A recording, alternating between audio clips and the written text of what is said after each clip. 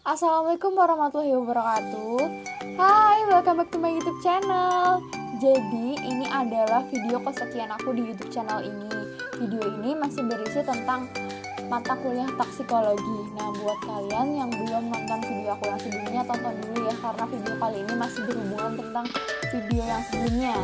Nah, jangan di skip atau dipotong-potong videonya, tonton terus sampai habis biar kalian lebih paham dan kita bisa belajar bareng. Selamat menonton.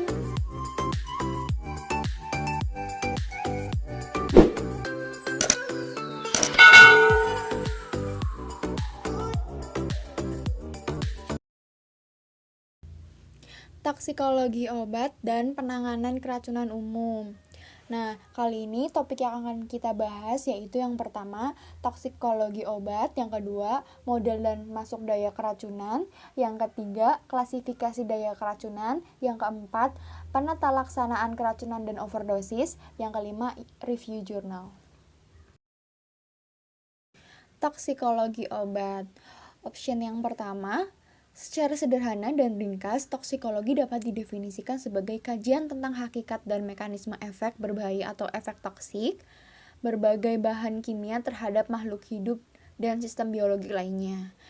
Nah, option yang kedua, racun adalah suatu zat yang ketika tertelan, terhisap, diabsorpsi, menempel pada kulit, atau dihasilkan di dalam tubuh dalam jumlah yang relatif kecil, dapat mengakibatkan cedera dari tubuh dengan adanya reaksi kimia. Toksisitas merupakan istilah relatif yang biasa dipergunakan dalam memperbandingkan suatu zat kimia dengan lainnya. Nah, option yang D, toksisitas atau keracunan obat adalah reaksi yang terjadi karena dosis berlebih atau penumpukan zat dalam darah akibat dari gangguan metabolisme atau ekresi.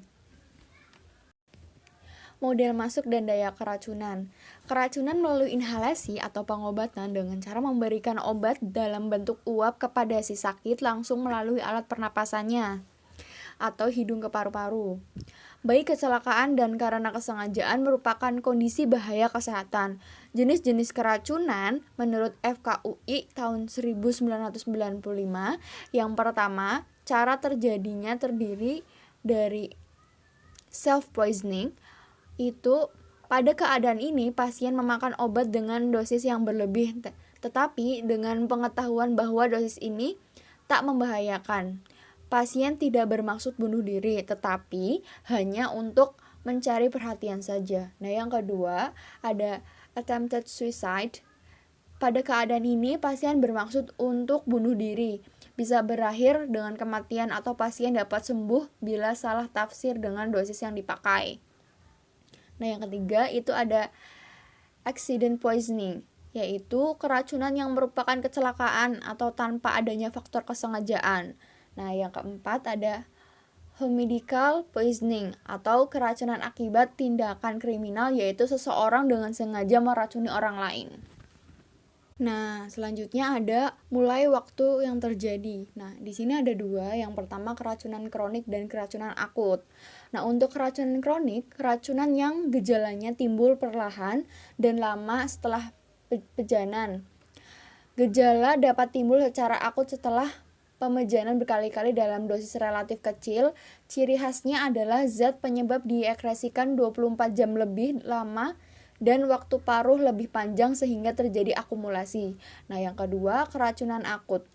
Biasanya terjadi mendadak setelah makan sesuatu, sering mengenai banyak orang atau pada keracunan dapat mengenai seluruh keluarga atau penduduk sekampung. Gejalanya seperti sindrom penyakit muntah, diare, konvulsi, dan koma.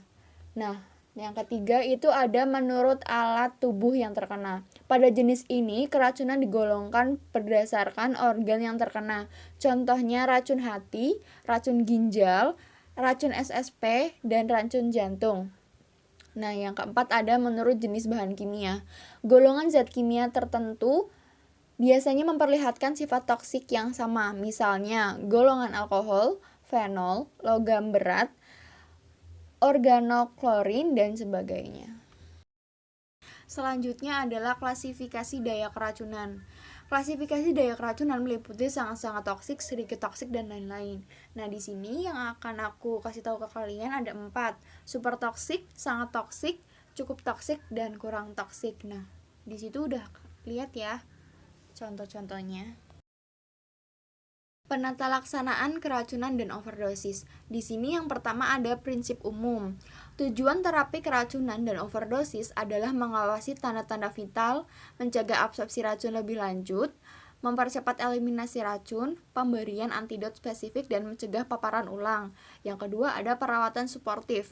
Tujuan dari terapi suportif adalah untuk mempertahankan homeostatis fisiologis sampai terjadi detoksifikasi lengkap dan untuk mencegah serta mengobati komplikasi sekunder seperti aspirasi ulkus, dekubitus, sampai syok berkepanjangan. Yang ketiga itu ada penata laksanaan problem respirasi. Intubasi endotracheal untuk mencegah aspirasi isi lambung amat penting untuk dilakukan pada penderita depresi SSP atau kejang karena komplikasi ini dapat meningkatkan morbiditas dan mortalitas. Selanjutnya ada terapi kardiovaskuler. Pada gagal jantung berat yang reversibel dapat dilakukan tindakan intra-aortic balloon pump counterpulsation dan teknik perfusi venoarterial atau kardiopulmoner. Nah, selanjutnya ada terapi SSP. Hiperaktif neuromuskuler dan kejang dapat selanjutnya mengarah ke hipertemia, asidosis laktat, dan rhabdomyolysis dengan komplikasinya dan harus diterapi secara agresif. Yang selanjutnya ada pencegahan absorpsi racun. Itu ada 2. Yang pertama ada dekontaminasi gastrointestinal dan yang kedua ada dekontaminasi pada tempat-tempat lain. Nah, selanjutnya ada percepatan eliminasi racun. Keputusan untuk tindakan ini harus berdasarkan pada toksisitas yang nyata atau yang diperkirakan dan didasarkan juga pada efektivitas biaya dan resiko terapi. Selanjutnya ada pengeluaran racun secara ekstrakorporeal. Nah, dialisis peritoneal, hemodialisis, hemoperfusi, karbon atau resin, hemofiltrasi, plasmaferesis, dan transfusi ganti dapat dilakukan untuk mengeluarkan toksin dari aliran darah. Selanjutnya ada teknik eliminasi lainnya, yaitu logam berat dapat lebih cepat dieliminasi dengan kelasi. Pengeluaran karbon monoksida dapat ditingkatkan dengan pemberian oksigen hiperbarik. Nah, teknik eliminasi ini ada 2, yaitu pemberian antidot dan pencegahan paparan ulang. Selanjutnya ada jurnal yang akan aku review. Tentu ini bukan jurnalku sendiri, ini jurnal dari Made Agus Gelgel Wirasuta 12 dari jurusan Farmasi FMIPA Universitas Udayana Kampus Bukit Jimbaran, Bali. Lembaga Forensic Science dan Kriminologi Universitas Adayana Kampus Bukit Jimbaran, Bali. Ini berjudul Analisis Toksikologi Forensik dan Interpretasi Temuan Analisis. Toksikologi forensik adalah aplikasi kimia analitik untuk mendeteksi, mengidentifikasi, dan menentukan asing bahan kimia dan metabolitnya dalam tubuh sebagai bukti hukum, dan kemudian membuat interpretasi atau kesaksian di dalamnya membangun kaos keracunan atau kasus kematian. Langkah toksikologi forensik klinik atau analitik. Yang pertama ada persiapan sampel, yang kedua ada tes penyaringan dan penentuan, yang ketiga ada penulisan interpretasi temuan analitik sebuah kesaksian, yaitu hasil tes screening dapat digunakan sebagai pedoman bahwa seseorang telah menggunakan narkoba dan hasil tes tekad adalah bukti valid untuk interpretasi dan penulisan kesaksian.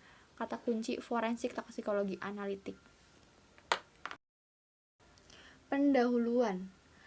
Toksikologi forensik menekunkan diri pada aplikasi atau pemanfaatan ilmu toksikologi untuk kepentingan peradilan. Kerja utama dari toksikologi forensik adalah melakukan analisis kualitatif maupun kuantitatif dari racun dari bukti fisik dan menerjemahkan temuan analisisnya ke dalam ungkapan apakah ada atau tidaknya racun yang terlibat dalam tindak kriminal yang dituduhkan sebagai bukti dalam tindak kriminal atau forensik di pengadilan. Tujuan lain dari analisis toksikologi forensik adalah untuk membuat suatu rekaan rekonstruksi suatu peristiwa yang terjadi sampai sejauh mana obat atau racun tersebut dapat mengakibatkan perubahan perilaku atau menurunnya kemampuan mengendarai yang dapat mengakibatkan kecelakaan yang fatal atau tindak kekerasan dan kejahatan. Untuk metode penelitian di sini ada 3, yaitu penyiapan sampel, yang kedua ada uji penapisan, yang ketiga ada uji pemastian. Yang pertama, penyiapan sampel. Spesimen untuk analisis toksikologi forensik biasanya ditaruh oleh dokter. Misalnya, pada kasus kematian tidak wajar spesimen dikumpulkan oleh dokter forensik pada saat melakukan otopsi. Spesimen dapat berupa cairan biologis jaringan. Nah, untuk uji penapisan dapat mengenali golongan senyawa atau analit dalam sampel. Di sini analit digolongkan berdasarkan baik sifat fisikokimia, sifat kimia maupun efek farmakologi yang ditimbulkan. Yang ketiga itu ada uji pemastian. Uji ini bertujuan untuk memastikan identitas analit dan menetapkan kadarnya.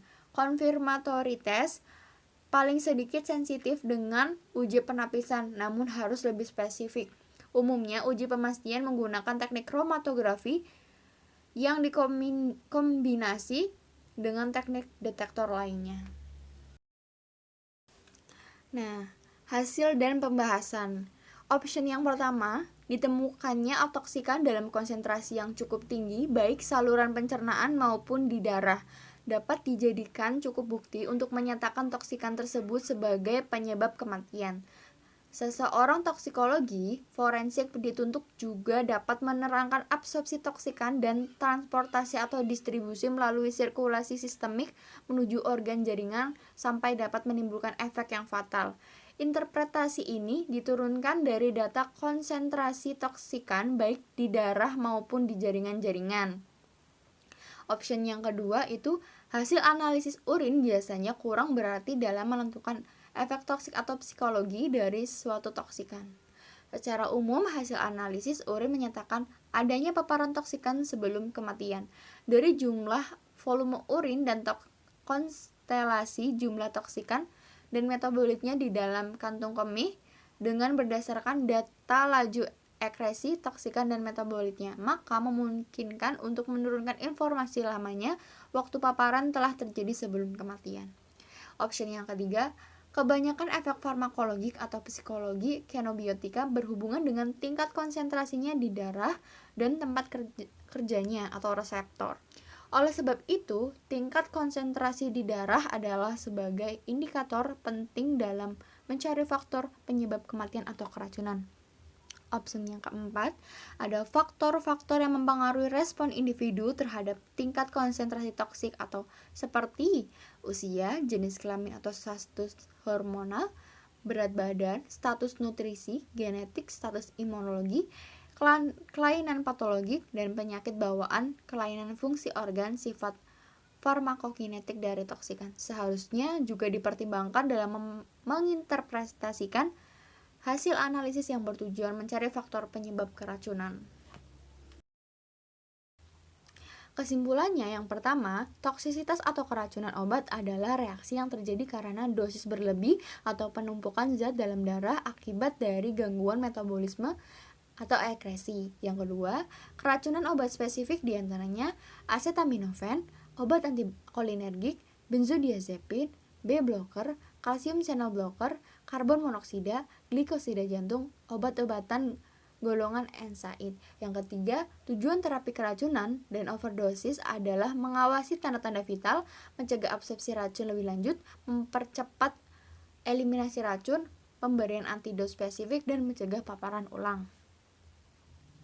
Yeay, terima kasih ya udah nonton video ini. Semoga video ini bermanfaat. Jangan lupa di like,